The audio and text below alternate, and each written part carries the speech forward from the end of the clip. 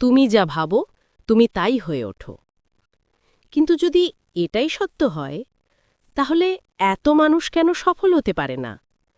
তারা কি নিজেদের ভবিষ্যৎ নিয়ে ভাবে না, নাকি তারা নিজেদের সম্ভাবনাকেই দেখতে পারে না? আজকের গল্পে আমরা এই প্রশ্নগুলোর উত্তর জানব, একটি শক্তিশালী জীবনের শিক্ষা পাব। তাই ভিডিওটির শেষ পর্যন্ত থাকুন। আমি প্রতিশ্রুতি দিচ্ছি আপনার সময় সার্থক হবে। একটি ব্যস্ত রেলওয়ে স্টেশনে এক ভিক্ষুক ভাগত। প্রতিদিন সে যাত্রীদের কাছে ভিক্ষা চেয়ে কোনোভাবে দিন পার করত।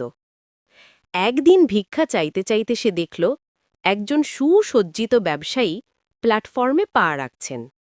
ব্যবসায়ীর দামি স্যুট আর আত্মবিশ্বাসী ভঙ্গি দেখে ভিক্ষুক মনে মনে ভাবল, এই লোকটা নিশ্চয়ই খুব ধনী, একে ভিক্ষা চাইলে নিশ্চয়ই ভালো টাকা দেবে। এই আশা নিয়ে সে ব্যবসায়ীর কাছে গিয়ে হাত বাড়াল। কিন্তু ব্যবসায়ী টাকা দেবার বদলে প্রশ্ন করলেন, তুমি কি সব সময় শুধু অন্যের কাছ থেকে নাও? কখনো কি কাউকে কিছু দিয়েছ? প্রশ্ন শুনে ভিক্ষুক হতবাক। এমন প্রশ্ন সে কোনো দিন শোনেনি। বিভ্রান্ত হয়ে সে বলল, স্যার, আমি তো ভিক্ষুক, মানুষের দানে বেঁচে থাকি, আমি কাউকে দেওয়ার মতো কিছুই নেই। ব্যবসায়ী হেসে বললেন, তুমি যদি বিশ্বাস করো যে তোমার দেওয়ার মতো কিছু নেই, তাহলে তোমার চাওয়ারও কোনো অধিকার নেই। আমি একজন ব্যবসায়ী, আমি বিনিময়ে বিশ্বাস করি। তুমি যদি আমাকে কিছু দিতে পারো, তবে আমিও তোমাকে কিছু দিতে পারি। কিন্তু তোমার কাছে যদি কিছুই না থাকে, তাহলে আমিও দিতে পারব না। এ কথা বলেই ব্যবসায়ী ট্রেনে উঠে চলে গেলেন। ভিক্ষুক স্তব্ধ দাঁড়িয়ে রইল। মনে মনে ভাবতে লাগল, আমি এতদিন ভিক্ষা করছি, কিন্তু কেউ কখনো এভাবে বলেনি। উনি রাগ করেননি, কিন্তু সত্য কথাই বলেছেন। আমি যদি কাউকে কিছুই না দিই, তাহলে মানুষ আমাকে কেন দেবে? সেই রাতে ভিক্ষুক ঘুমাতে পারল না। একটাই চিন্তা মাথায়, আমি কি দিতে পারি? আমি তো ভিক্ষুক, আমার তো কিছুই নেই। কিন্তু ব্যবসায়ীর বলা কথাটি ঘুরপাক খেতে লাগল, যদি পেতে চাও আগে দিতে শেখো।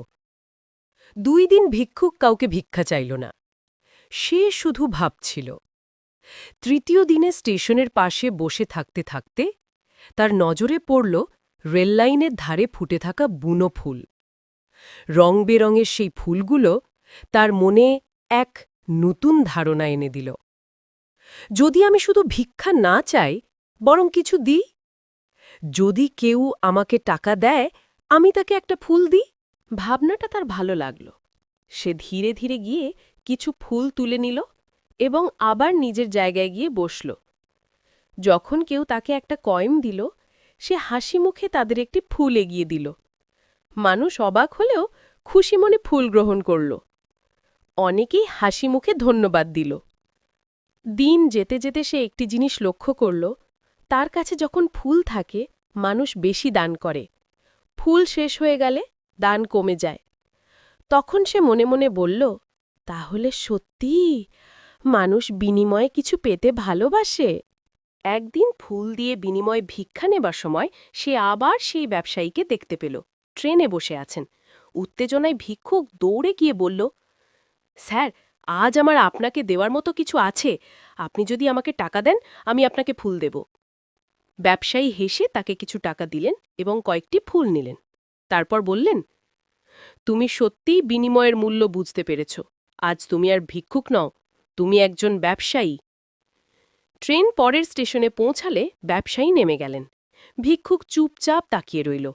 তার কথাগুলো তার ভিতরে নতুন আলো জ্বালিয়ে দিল। আমি কি সত্যিই এখন ব্যবসায়ী? দীর্ঘক্ষণ সে এই ভাবনায় ডুবে রইল। হঠাৎ সে উপলব্ধি করল, আমি এখন সাফল্যের রহস্য জেনে গেছি। আমি আর শুধু ভিক্ষুক নই, আমি একজন বিক্রেতা। মানুষ আমাকে দয়া করে টাকা দেয় না, তারা ফুলের বিনিময়ে টাকা দেয়। মানে আমার ব্যবসা আছে। উৎসাহে ভরে সেই দিনই সে বড় সিদ্ধান্ত নিল। রেল স্টেশন ছেড়ে গেল এবং আর কখনো ভিক্ষুক হিসেবে ফিরে এলো না।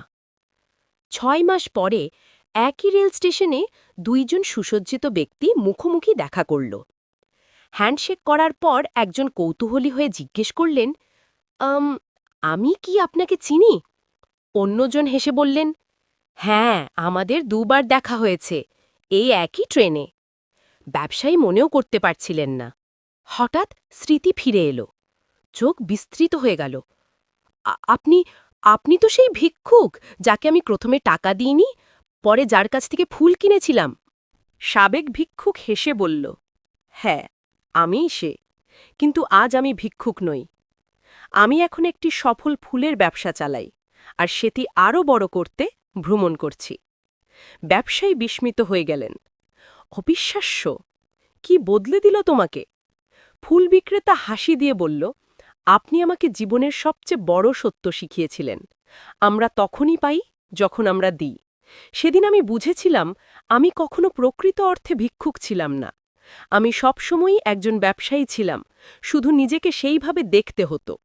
দুজন আবার হাত মিলাল, এবার সমান মর্যাদায়। তারপর নিজেদের ভবিষ্যতের পথে ট্রেনে উঠে গেল। জীবন গড়ে ওঠে আমরা নিজেদের কিভাবে দেখি তার উপর। তুমি যদি ভাবো তুমি ছোট, তবে ছোটই থাকবে। কিন্তু যদি নিজের ভেতরের শক্তি চিনতে পারো, তবে তুমি মহত্ব অর্জন করতেই পারবে। তাই নিজেকে কখনো ছোট ভেবো না। নিজেকে সক্ষম, শক্তিশালী, সফল হিসেবে ভাবো। কারণ চিন্তা বদলালে ভবিষ্যতও বদলে দেয়। বন্ধুরা, ভিডিওটা ভালো লাগলে অবশ্যই আমাদের চ্যানেলটি সাবস্ক্রাইব করে রাখবেন। এটা আপনাদের কাছে আমার অনুরোধ। আপনাদের সাবস্ক্রাইবের মাধ্যমে আমাদের ভিডিও তৈরি আগ্রহ এবং সফলতার দিক নির্দেশন করে। দেখা হবে পরবর্তী ভিডিওতে ইনশাল্লাহ।